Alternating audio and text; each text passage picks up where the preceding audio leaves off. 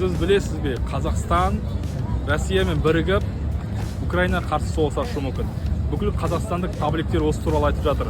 Бұған шешім болған нәрсе ОДКБ-ның генсек Иманғали Тасмағамбетовтың сөзі болатын. То есть ОДКБ құрамында болған бүкіл мемлекеттерге барлық жағынан қолдау білдіріп, әскери жағынан болсын, басқа жағынан болсын қолдау білдіріп кеткен сөзі.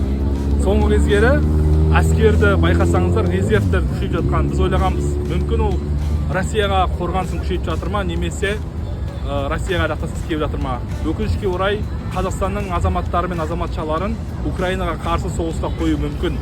Сондықтан Қазақстанда мен өзім мысалы Россияның іс-әрекеттерін қолдамаймын, бірақ қазір үкіметтің жағдайына өте әрине көңілім толмаса да, өкінішке орай сол соғыстың болып кетпеуінен қорқып отырмын.